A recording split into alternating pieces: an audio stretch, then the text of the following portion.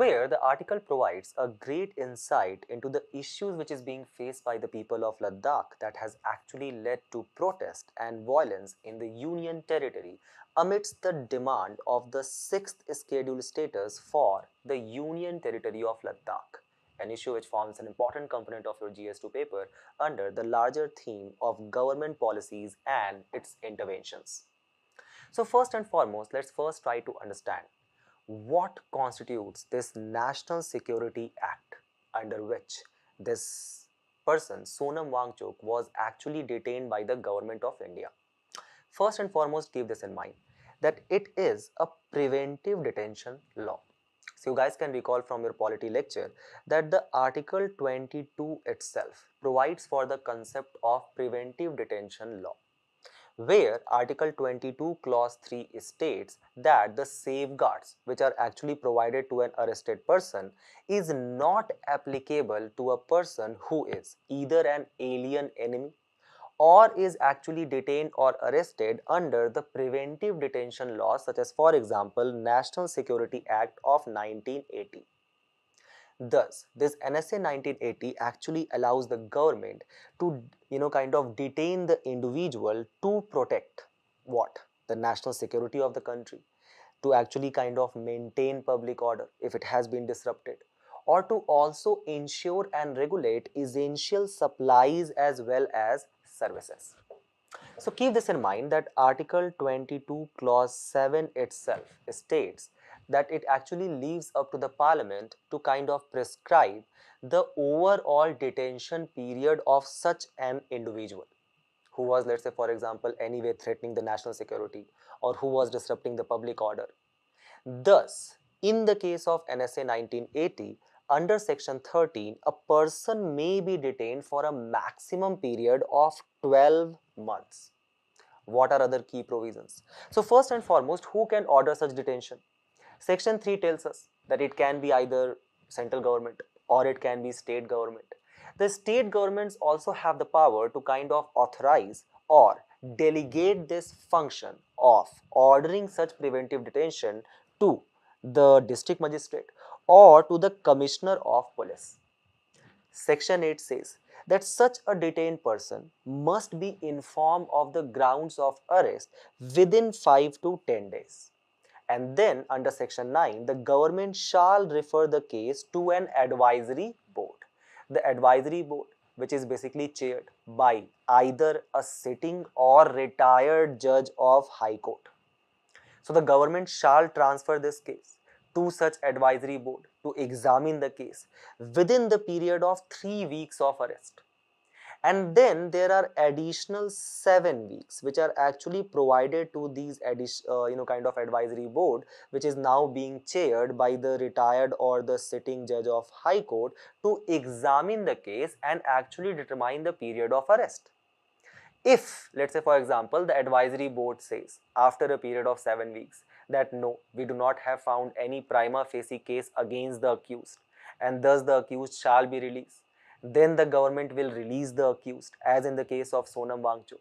Thus still they can arrest such a person under preventive detention law for a period of 10 weeks.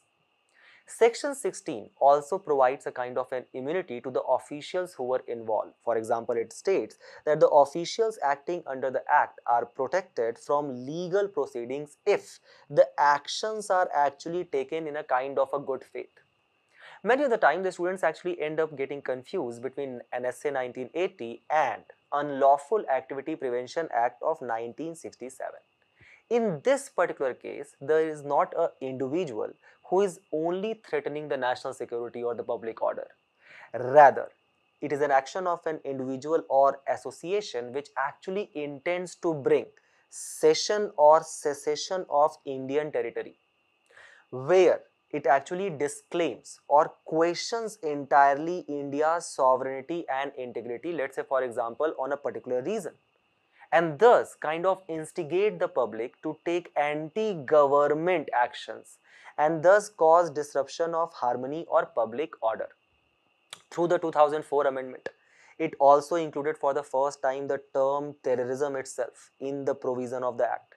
And by 2013 amendment to the UAPA 1967, the concept of money laundering has been added as well.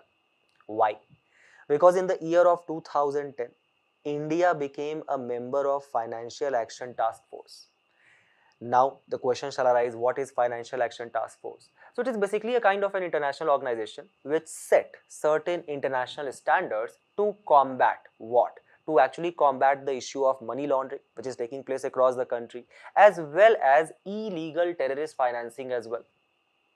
Currently, Financial Action Task Force has 37 country members. Keep this in mind that this organization was actually created in the year of 1989 by G7 countries, USA, UK, France, Germany, etc. I have a small question for all of you. This Financial Action Task Force is headquartered at which place in the world? If any one of you can tell me. Now let's try to understand the provisions of UAPA. The section 43A to F, it actually gives the special power to the National Investigation Agency, which was actually established as a statutory body under the National Investigation Agency Act of 2008, which was actually kind of formulated in the backdrop of the 26/11 attacks which took place. Thus, NIA can actually take over the cases, remember, even without the state government's consent. And they also have the power to even kind of seize the property of the accused. Now, here there was a kind of a formation of an advisory board which had a time period of 7 weeks to actually kind of examine the case of the person who has been arrested. But in the case of UAPA, the NIA has the power to detain a person for 180 days without filing the charge sheet itself. In fact, in the case of UAPA, remember, bail is the rule, the bail is the exception and jail is considered to be the rule, thanks to the section 43D clause 5, where bail is denied even if there is a prima facie case which exists without proving it in the court itself. Court also have very limited power to grant the bail, and the penalty exists up to the level of capital punishment or life imprisonment. A tribunal here also is created under section 5, which is again headed by a high court judge, which reviews the ban of any such organization which has been labeled as terrorist organization within the period of 6 months.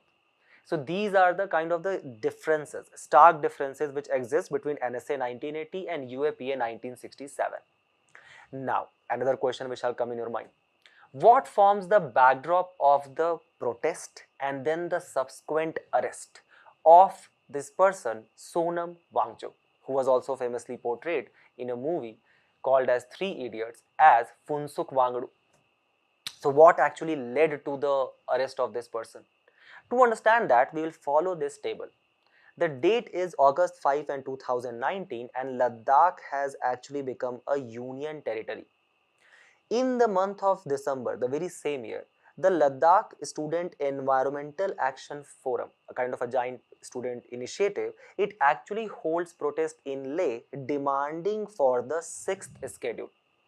6th schedule, which actually provides certain specific safeguards to the tribal areas in our country, and currently it is implemented in the 4 northeastern states, which stands for ATM Square, that is Assam, Tripura, Mizoram and Meghalaya. The same was being demanded by the Ladakh Student Environmental Action Forum. Then 2 more organizations were created which has become kind of very politically active in the region of Leh and Ladakh to actually kind of demand for the 6th schedule. One is Apex Body Leh, ABL, and the other is Kargil Democratic Alliance. Keep this in mind that when it was announced that there is going to be take place election in Ladakh, that was Ladakh Autonomous Hill Development Council poll, the BJP itself, when it was actually kind of contesting for the election, in its election manifesto, it ended up promising 6th schedule to the people, thus kind of indirectly recognizing the demands of the people of Leh Ladakh. Wangchuk actually started a kind of a 21-day fast in 2024 in sub-zero temperatures in Ladakh to actually create a pressure on the government at that point of a time on the behalf of apex body of Leh. Then the government actually created a high powered committee as well to actually talk with ABL, to actually talk with KDL. However, this protest kept on continuing and came to a kind of a culmination date of September 24, 25, where protest, which actually began as a hunger strike by the environmentalist Sonam Wangchuk, it kind of led or spun out of the control, leading to the violence in which 4 people were killed. Now the questions shall arise that why the young, the youth of the Ladakh are actually protesting, why they are in the need of such 6th schedule. First and foremost, try to understand that for any protest, there shall exist large scale unemployment, and that is the case of the Ladakh as well, where youths are actually frustrated with the lack of jobs.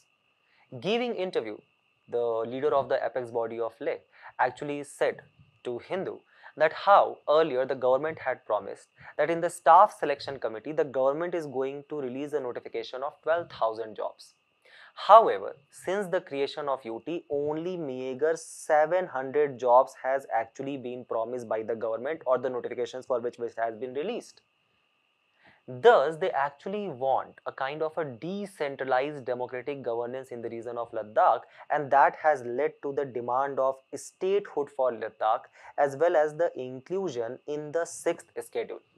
They also demand for the establishment of a Ladakh Service Commission, which is going to specifically kind of release the notifications for the jobs, conduct a kind of a transparent examination, provide the result in a kind of a fast-paced manner, right? Also do not create such complex forms that the students actually take 10 days to fill the form itself.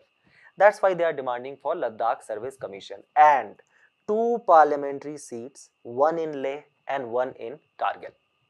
So to actually understand the socio-economic deprivation which is being faced by the youth of the Ladakh, and that's why they are actually kind of demanding for this autonomous district council, let's first try to understand the socio-economic composition of the Ladakh. Ladakh actually consists of the various tribal population, like for example Boto, Balti, Yochangpa, Brokpa, Drokpa, Purikpa, etc. If we look at the kind of the economic division of Ladakh, keep this in mind, 13% actually falls in the category of poorest or in the category of extreme poverty. 30% of them actually falls in the category of lower middle income, and 27% falls in the category of middle income quintile. Thus, almost 70% of the population of Ladakh actually falls in the category of low to lower middle income economy, and that is being shared by us by the National Family Health Survey 5. Thus, when actually there was a declaration that Ladakh is going to become a union territory, there was a high expectation from the people where they were expecting that how there is going to take place mass development and industrialization in the region of Ladakh. However, these promises has not actually materialized at the grassroots level. Just look at the number of the men and women who are actually still indulged in agriculture, forestry and fishing. Just look at the number of the people who are actually indulged in manufacturing. Hardly 4.17% of women and 5% of men, that is less than 9 to 10% of the population of the entire Ladakh. Thus, large-scale industrialization and massive employment in various sectors of the economy actually remains a distant dream for the people of Ladakh. Or for example, just look at the gross enrollment ratio in the higher education by the people of Ladakh, that is a meager 11% and less than half of the kind of the average level which exists across our country. In fact, even if we talk about the elementary education, the ratio in Ladakh is abysmally low at 67% in comparison to 96% across our country. Thus, the people of Ladakh are not getting good education and are not getting employed, leading to the demand of what?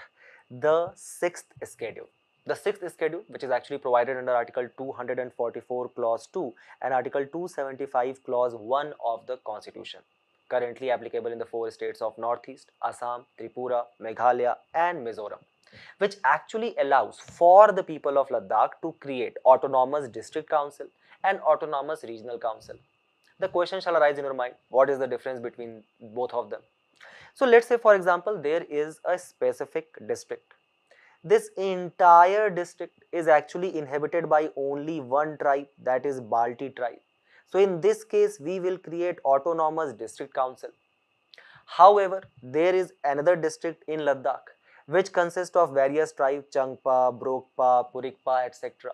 Then we will create autonomous regional council. These ADCs and ARCs in the region of Ladakh actually contains executive, legislative and various kind of judicial powers, thus leading to the kind of democratic devolution of power, where they actually have, these councils have the power to make laws. Laws for what? For the management of forest resources, or for example, to actually regulate the agriculture, or to actually regulate the trade of the various commodities, or let's say for example to create a specific law for the purpose of town planning, where they can actually make such laws to preserve their own cultural practices, custom, traditions, languages, etc. As it has been done, for example, to preserve the language of Bodo and thus creation of a Bodo Autonomous District Council in the region of Assam. Then they also have the power to kind of create self-arbitration courts or village councils or courts to actually administer their own laws. And remember, for this purpose, they can actually appoint their own officers as well. So for example, let's say if there is a specific traditional law which they follow, they can actually implement it through such self-arbitration courts. But keep one thing in mind. Let's say for example, you are a part of autonomous district council where you have your own self-arbitration court, but you ended up committing a crime of heinous in nature. For example, you ended up committing the crime of stealing someone's heart. And in that case, under the Bharatiya Nagrik Suraksha Samhita 2023, the punishment is either of 7 years of imprisonment or capital punishment. In that case, the assent of the governor is required. So don't you think that still there is a kind of a interference, that is the interpretation of these councils, by the central government? Then there is a grant in aid which is actually provided by the Finance Commission. It can be some local issues specific grants or tied grants for the development of basic essential services. Like for example, it can be for sanitation, or for example to actually provide drinking water, or for rainwater harvesting. Then they can actually impose and collect local taxes as well. And they are responsible for licensing and extracting of the minerals, thus kind of preserving the deforestation in the region, over extraction of the minerals. These councils, they actually consist of 26 members who are actually elected among the people and 4 members who are nominated by the governor, where these councils have a term on the paper that is 5 years. Remember, do they have a security of tenure? Absolutely not, because these councils functions on the whims and the fantasies of the governor, where the governor can actually dissolve these councils at any given point of time, citing the issues, let's say for example, the threat to national sovereignty, or for example, for the disruption of public order, both the terms which are quite ambiguous in the nature, and thus kind of leave a large scale discretionary power in the hand of the governor itself. That is another issue. What government has done? Government is not providing them sixth schedule. Government is saying that, see, there are certain issues which we can see in the regions of northeast states, and that's why we are not kind of devoluting this power of ADCs and ARCs to the very strategic region of Ladakh. The first and foremost is the most major issue, and that is that it actually ends up creating multiple power channel in the region. So for example, you can see that how there exist ADCs, then there exist ARCs, then there exist the officers which are appointed by these council, then there exists district magistrate in the region, the DSP in the region, which is appointed directly by the central government. Then there exists your governor also.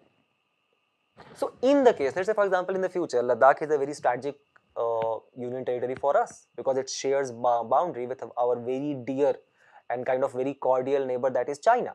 So let's say the government in the future is actually creating a kind of a vibrant village program in the region, to actually kind of integrate that region with the nation in a kind of a much better manner. But these councils are not adhering to that idea. Don't you think it can actually become detrimental to our overall India's security itself? Second exists the issue of the various kind of financial devolution, where these councils they overtly reliant or are kind of overtly financial dependent on the grants in aids which is given by the various finance commissions. But even then, in the implementation of those things, there exists a kind of a corruption, large scale corruption which prevails in these councils, where the grant in aids are not implemented with the spirit of later. Thus, the government is saying that okay, we are not going to give you sixth schedule, but we are going to fulfill your demands through other means. For example, Ladakh Civil Services Decentralization and Recruitment Regulation of 2025, which actually provided for domicile requirement for recruitment in the government job, where for example, if you have lived for 15 years in Ladakh and has studied there for 7 years, or you have appeared in class 10th and 12th examination from the region of Ladakh itself, or if you are a children of central government's employee who has actually served in the region of Ladakh for more than 10 years, then only you are going to be actually recruited in the civil services of Ladakh. Then reservation for job regulation 2025. 85% of the jobs in both the public and the private sector are actually reserved for SC, ST, OBC and educationally backward people. Earlier it was such reservation was only 50%. Then 10% additional reservation has been actually provided for the economically weaker section, for the reservation in jobs, engineering, medical colleges, etc. Then in the Autonomous Hill Development Council regulation of 2025, 1/3 seats has been actually reserved for the women of Leh and Kargil. Even when it comes to the official language, along with your English, Hindi and Urdu, two specific languages of Bhoti and Purgu has also been given the official language status. And the government has promised that it is going to provide further institutional support for promoting Sheen, Brokstad, Balti, Ladakhi. Coming to the issues which still persist, despite the various efforts which is being taken by the government, the negotiation which is taking place from the high-powered committee, the issues which is being raised by the apex body of Leh and the Kargil Democratic Alliances, that we are not getting any constitutional protection. Specifically, for example, under Article 240, where the President is directed to make regulation for union territories and the preservation of the various kind of tribes. The executive decisions amended or withdrawn by the center anytime, unlike 6th schedule which actually provides them a kind of a little bit of guarantee. No discretions on the land ownership by the non-domicile, so there is no restriction on them. So even a non-domicile, let's say for example the large conglomerates like for example Ambani and Adani can actually procure land in the region of let's say Ladakh and then kind of create actually high scale industrialization, but it will also significantly impact the local climate of Ladakh. No local council has any law making power. There does not exist any cultural protection roadmap for the use of local languages in administration. So these are still the issues which is being raised by ABL and KDL. Keep them as in your mind to actually write a good way forward here, and we move forward to the next news.